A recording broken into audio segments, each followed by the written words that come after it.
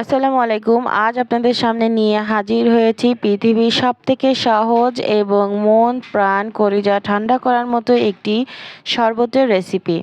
হ্যাঁ, আপনারা কিন্তু বুঝতেই পেরেছেন, আমি কিন্তু আজ আপনাদের তরমুজের শরবত করে দেখাবো। তরমুজের এই শরবত বা জুস এটা কিন্তু বাচ্চা থেকে বড় সবাই খুব পছন্দ করে, আর এটা খেতেও কিন্তু অসম্ভব মজা হয়ে থাকে। এটা কিন্তু তৈরি করা খুবই সহজ। আপনি সামান্য কিছু উপকরণ দিয়ে ঘরে নিমিষেই এটা তৈরি করতে পারবেন মাত্র 10 মিনিটের মধ্যে। এটা গরম থেকে স্বস্তি পাওয়ার জন্য কিন্তু খুবই সুন্দর একটি জুস। এই জুসটা গরমের দিনে খেতে খুবই ভালো লাগে। চলুন আমরা কথা না বাড়িয়ে মূল প্রসেসে চলে যাই। এই শরবতটি তৈরি করার জন্য প্রথমে দেখুন আমি কিছু তরমুজ এখানে কেটে রেখেছি। তরমুজটা যে কোনোভাবে কাটলেই হবে। আমি একটু মোটা মোটা করে কেটে নিয়েছি। এই তরমুজটা কিন্তু একদম পাকা লাল ছিল। ক্যামেরায় খুব বেশি ভালো বোঝা যাচ্ছে না। আপনারা আপনাদের পছন্দ মতো লাল তরমুজ দিয়ে এই জুসটা করে নিতে পারবেন। দেখুন প্রথমে আমি একটা জার নিয়ে নিয়েছি ব্লেন্ডারের। এবার ব্লেন্ডারের জারে আমি সবগুলি তরমুজের পিস এখানে তুলে দিচ্ছি। এগুলো তোলা হয়ে গেলে দেখুন আমি তরমুজটা এমনি কিন্তু মিষ্টি হয়ে থাকে এমনিতেই। আমি তারপরও কিছুটা মিষ্টি হওয়ার জন্য 2 টেবিল চামচ চিনি দিয়ে দিলাম।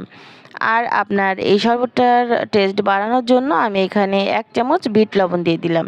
অবশ্যই বিট লবণটা দেওয়ার চেষ্টা করবেন, তাহলে কিন্তু খেতে খুব ভালো লাগবে। এবারে আমি এটাকে ব্লেন্ড করে নেব। দেখুন আমার এটা কিন্তু ব্লেন্ড করা হয়ে গেছে। এবারে আমি একটা ছাঁকনির সাহায্যে এই জুসটাকে পুরোটা আমি ছেঁকে নিব। ছেঁকে আপনাদের দেখাচ্ছি। দেখুন আমার কিন্তু এটা ছাঁকনি দিয়ে ছাঁকা হয়ে গেছে, সেটা আমি স্কিপ করে দিয়েছি, নাহলে ভিডিওটি বড় হয়ে যাবে। জুসটা কিন্তু আমার অলমোস্ট রেডি হয়ে গেছে। আমি এখানে এই জুসটাতে কিন্তু খুব বেশি আইস কিউব দেব না, কারণ আমার তরমুজটা অলরেডি ফ্রিজে ছিল। আমি যখন তরমুজের শরবতটা করেছি তার 8 থেকে 10 ঘন্টা আগে থেকে আমি ফ্রিজে এটা রেখেছিলাম, যাতে তরমুজটা ঠান্ডা হয়ে যায়। আপনাদের তরমুজটা যদি ফ্রিজে না থাকে তাহলে কিন্তু সেক্ষেত্রে আপনারা আইস কিউব একটু বেশি করে দিবেন। যেহেতু আমার তরমুজটা ঠান্ডা ছিল এজন্য আমি আইস কিউব কম দিয়েছি। যার যেভাবে পছন্দ ঠান্ডা ততটুকু কিন্তু আইস কিউব আপনারা এখানে দিয়ে দিতে পারবেন।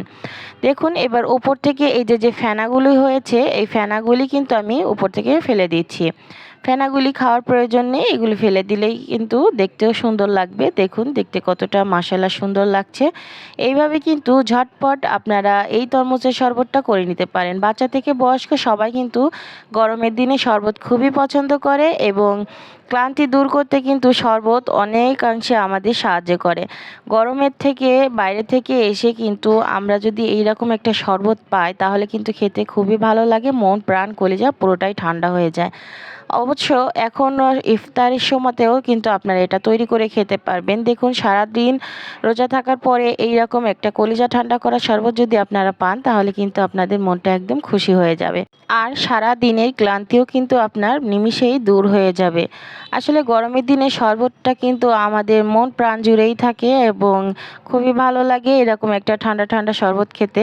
দেখুন আপনারা কিন্তু এই শরবতটা তৈরি করে কিছু 1 থেকে 2 দিন ফ্রিজে রেখেও সংরক্ষণ করতে পারেন, কারণ যখন আপনি বাইরে থেকে আসবেন তখন কিন্তু ফ্রিজ থেকে এটা বের করে খেলেই কিন্তু আপনার মনটা ঠান্ডা হয়ে যাবে। এভাবে অবশ্যই একদিন বাসায় তৈরি করে দেখবেন, দেখতে খেতে কতটা ভালো লাগে। অবশ্যই আমার ভিডিওটি ভালো লাগলে লাইক কমেন্ট শেয়ার করবেন এবং আমার চ্যানেলটি সাবস্ক্রাইব করে রাখবেন। আসসালামু আলাইকুম।